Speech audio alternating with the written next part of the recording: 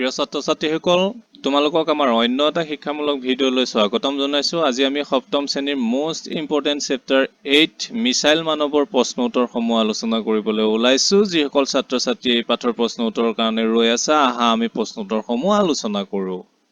1 নং উত্তৰ দিয়া। ক মিছাইল মানৱ নামেৰে কাক জনা যায়? উত্তৰ মিছাইল মানৱ নামেৰে APJ আব্দুল কালামক জনা যায়। খ সফলতাৰে ভাৰতৰ ভূমিত প্ৰথম উৎক্ষেপণ কৰা কৃত্ৰিম উপগ্ৰহটোৰ নাম কি? উত্তৰ সফলতাৰে ভাৰতৰ ভূমিত প্ৰথম উৎক্ষেপণ কৰা কৃত্ৰিম উপগ্ৰহটোৰ নাম ৰোহিণী। গ আব্দুল কালামে শেষ নিশ্বাস ক'ত ত্যাগ কৰিছিল? উত্তৰ আব্দুল কালামে শ্বিলঙৰ ভাৰতীয় ব্যৱস্থাপনা প্ৰতিষ্ঠান ইণ্ডিয়ান ইনষ্টিটিউট অৱ মেনেজমেণ্টত অংশগ্ৰহণ কৰি ভাষণ দি থকা অৱস্থাতেই শেষ নিশ্বাস ত্যাগ কৰে। প্ৰশ্ন ঘ তেখেতৰ মতে শিশুৰ বাবে আদৰ্শ নায়ক কোন কোন? উত্তৰ তেখেতৰ মতে শিশুৰ 15 বছৰ বয়সলৈকে আদৰ্শ নায়ক হৈছে পিতৃ-মাতৃ, প্ৰাথমিক আৰু হাইস্কুলৰ শিক্ষকসকল। 2 নম্বৰ উত্তৰ লিখা। ক সপোন দেখা সপোন দেখা সপোনেই চিন্তালৈ পৰিৱৰ্তন হ'ব আৰু চিন্তাৰ ফলশ্ৰুতিয়ে হ'ল কাম। এই কথাষাৰি কোনে কাক কৈছিল? উত্তৰ উক্ত কথাষাৰ ভাৰতৰ মিছাইল মানৱ আবুল পাকিৰ জয়নাল আবেদিন আব্দুল কালামে কৈছিল। তেখেতে দেশৰ প্ৰায় লক্ষাধিক ছাত্ৰ-ছাত্ৰীক উদ্দেশ্য কৰি উক্ত কথাষাৰি কৈছিল। প্ৰশ্ন খ তেখেত কি বিষয়ৰ অনুৰাগী আছিল? উত্তৰ তেখেত বিজ্ঞান প্ৰযুক্তিবিদ্যাৰ উপৰিও সংগীত আৰু সাহিত্যৰ বিষয়ৰ অনুৰাগী আছিল। প্ৰশ্ন গ আব্দুল কালামক স্কুলীয়া জীৱনত কি ৰহস্যই প্ৰভাৱান্বিত কৰিছিল?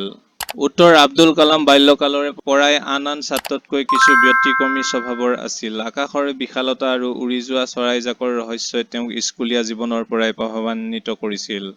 তেওঁ প্ৰায়ে সহপাঠীসকলৰ সৈতে সাগৰৰ উপকূললৈ গৈছিল। তাত সাৰেং আৰু গঙাচিলনী চৰাইবোৰে আকাশত উৰি থাকিবলৈ কৰা প্ৰচেষ্টাক তেওঁ গভীৰভাৱে নিৰীক্ষণ কৰিছিল। ঘ মনে প্ৰাণে ভাৰতক তেখেতে কি হোৱাটো বিচাৰিছিল? উত্তৰ আব্দুল কালামে মনে প্ৰাণে ভাৰতক এখন উন্নত আৰু শক্তিশালী ৰাষ্ট্ৰ হোৱাটো বিচাৰিছিল। সেইবাবে তেখেতে যুৱ সমাজক ভাৰতৰ ভৱিষ্যতৰ চালিকা শক্তি হিচাপে গণ্য কৰিছিল। প্ৰশ্ন 3 শব্দৰ লগত অৰ্থ মিলোৱা। উত্তৰ উৎক্ষেপণ প্ৰচণ্ড জোৰেৰে দূৰলৈ মাৰি পঠিওৱা, প্ৰজ্বলিত বৰকৈ জ্বলা জুই, আভ্যন্তৰীণ ভিতৰুৱা, বিচক্ষণ পাৰ্গত, উত্তম অদম্য যাক দমন কৰিব নোৱাৰি, দিগন্ত দিগ্বলয় আকাশৰ সীমা, ভূষণ অলংকাৰ, নিৰীক্ষণ দূৰৈৰ পৰা ভালকৈ চোৱা।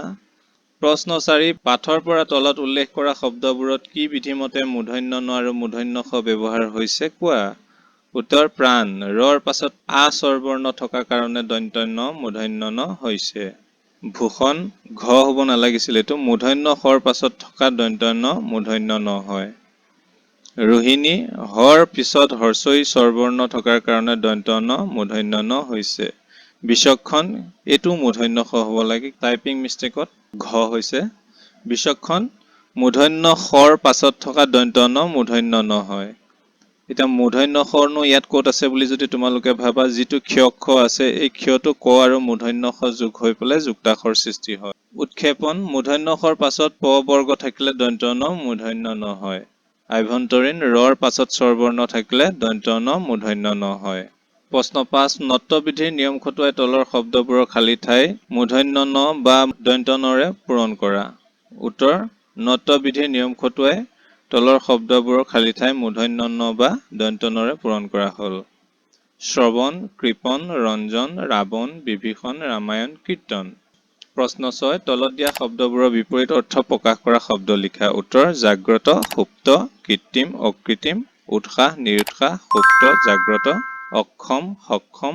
বাক্য ৰচনা কৰা। বাক্য ৰচনা কৰাখিনি ধুনীয়াকৈ লিখি দিছো, তোমালোকে এইখিনি চাই লৈ পেলাই ভিডিঅ'টো পজ কৰি ল'বা বা স্ক্ৰীনশ্বট মাৰি নিজে লিখি ল'বলৈ চেষ্টা কৰিবা। এইখিনি মই আৰু পঢ়ি দি নাথাকো তোমালোকক। 8 নম্বৰ নতুনকৈ গঠন হোৱা শব্দসমূহৰ উত্তৰ লিখা। এইখিনি উত্তৰ ধুনীয়াকৈ লিখি দিছো, তোমালোকে চাই ল'বা বা স্ক্ৰীনশ্বট মাৰি লিখি ল'বা। অতিৰিক্ত প্ৰশ্ন উত্তৰ 1 ইছৰোৰ সম্পূৰ্ণ নাম কি? উত্তৰ ইছৰো অৰ্থাৎ ISRৰ সম্পূৰ্ণ নাম the Indian space research organisation. প্ৰশ্ন 2 কৃত্ৰিম উপগ্ৰহ ৰোহিণী কেতিয়া উৎক্ষেপণ কৰা হৈছিল? উত্তৰ কৃত্ৰিম উপগ্ৰহ ৰোহিণী 1980 চনৰ 18 জুলাইৰ পুৱা 8:30 উৎক্ষেপণ কৰা হৈছিল। 3 কৃত্ৰিম উপগ্ৰহ ৰোহিণী উৎক্ষেপণ কৰাত ইছৰো সফল হৈছিল নে? উত্তৰ কৃত্ৰিম উপগ্ৰহ ৰোহিণীক উৎক্ষেপণ কৰাত ইছৰো সফল হৈছিল। প্ৰশ্ন 4 কৃত্ৰিম উপগ্ৰহ ৰোহিণীৰ উৎক্ষেপণত সফল হোৱাৰ আঁৰত থকা মানুহজনৰ নাম কি? উত্তৰ কৃত্ৰিম উপগ্ৰহ ৰোহিণীৰ উৎক্ষেপণত সফল হোৱাৰ আঁৰত থকা ব্যক্তিজন হৈছে এৰোনেটিক ইঞ্জিনিয়াৰ আবুল পাকিৰ জৈনাল আবেদিন আব্দুল কালাম। প্ৰশ্ন 5 কেতিয়া SLV-3 পৰীক্ষামূলকভাৱে উৎক্ষেপণ কৰা হৈছিল? উত্তৰ 1979 চনৰ আগষ্ট মাহৰ 10 তাৰিখে SLV-3 পৰীক্ষামূলক উৎক্ষেপণ কৰা হৈছিল। 6 SLV-3 সফল উৎক্ষেপণ হৈছিল নে? উত্তৰ SLV-3 সফল উৎক্ষেপণ হোৱা নাছিল। 7 APJ আব্দুল কালামৰ শিক্ষাগুৰু আৰু পথ প্ৰদৰ্শক কোন আছিল? উত্তৰ APJ আব্দুল কালামৰ শিক্ষাগুৰু আৰু পথ প্ৰদৰ্শক আছিল অধ্যাপক সতীশ ধাৱান। প্ৰশ্ন 8 কালামৰ নেতৃত্বত বাস্তৱত ৰূপায়িত হোৱা 5টা অতি গুৰুত্বপূৰ্ণ মিছাইল প্ৰকল্প কি কি? উত্তৰ কালামৰ নেতৃত্বত বাস্তৱত ৰূপায়িত হোৱা 5টা অতি গুৰুত্বপূৰ্ণ মিছাইল প্ৰকল্প হৈছে নাগ, পৃথ্বী, আকাশ, ত্ৰিশূল আৰু অগ্নি। 9 আব্দুল কালাম কিহৰ কাৰণে ভাৰতৰ মিছাইল মানৱ নামে প্ৰখ্যাত হৈছিল? উত্তৰ আব্দুল কালামৰ নেতৃত্বত মাত্ৰ 10 বছৰৰ ভিতৰত ভাৰতে 5টা অতি গুৰুত্বপূৰ্ণ মিছাইল প্ৰকল্প বাস্তৱত ৰূপায়ণ কৰিবলৈ সক্ষম হৈছিল। এই মিছাইল প্ৰকল্পসমূহে ভাৰতক এখন মহাশক্তিশালী ৰাষ্ট্ৰত পৰিণত কৰে। এই প্ৰকল্পসমূহ হ'ল নাগ, পৃথিৱী, আকাশ, ত্ৰিশূল আৰু অগ্নি। এই ক্ষেপণাস্ত্ৰসমূহৰ বাবে ভাৰতৰ প্ৰতিৰক্ষা বিভাগ পৃথিৱীৰ ভিতৰতে যথেষ্ট শক্তিশালী। এই কৃতিত্বৰ বাবে আব্দুল কালাম মিছাইল মানৱ নামেৰে প্ৰখ্যাত হৈ পৰিল। প্ৰশ্ন 10 কিহৰ ৰহস্যই কালামক স্কুলীয়া জীৱনৰ পৰাই প্ৰভাৱান্বিত কৰিছিল? উত্তৰ আকাশৰ বিশালতা আৰু উড়ন্ত চৰাইজাকৰ ৰহস্যই কালামক স্কুলীয়া জীৱনৰ পৰা প্ৰভাৱান্বিত কৰিছিল। 11 কালামে কি কি চৰাই উৰি থাকিবলৈ কৰা প্ৰচেষ্টাক ভালদৰে নিৰীক্ষণ কৰিছিল?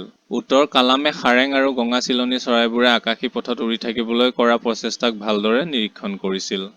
12 উড়ন্ত চৰাইজাকৰ ৰহস্য বিচাৰি কালামে কলৈ গৈছিল? উত্তৰ উড়ন্ত চৰাইজাকৰ ৰহস্য বিচাৰি কালামে প্ৰায়ে সাগৰৰ উপকূললৈ গৈছিল।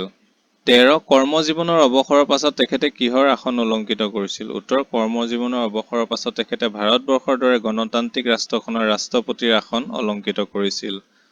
14 আমাৰ শিক্ষা ব্যৱস্থাৰ প্ৰতি তেখেতৰ বিচাৰধাৰা কেনে আছিল? উত্তৰ তেখেতে আমাৰ শিক্ষা ব্যৱস্থাত সৃজনীশীল বিষয়ত গুৰুত্ব দিছিল। সময়ৰ লগত খাপ খাব পৰাকৈ আমাৰ শিক্ষা ব্যৱস্থাৰ পৰিৱৰ্তন হোৱাটো তেখেতে বিচাৰিছিল। অকণিহঁতৰ প্ৰজ্বলিত মনেই দেশৰ আটাইতকৈ শক্তিশালী সম্পদ। এই ভাৱধাৰাৰে তেখেতে প্ৰায় লাখ লাখ ছাত্ৰ-ছাত্ৰীক লগ ধৰিছিল। 15 কালামে অকণিহঁতক কি উপদেশ দিছিল? উত্তৰ কালামে অকণিহঁতক এই বুলি উপদেশ দিছিল যে সপোন দেখা, সপোন দেখা।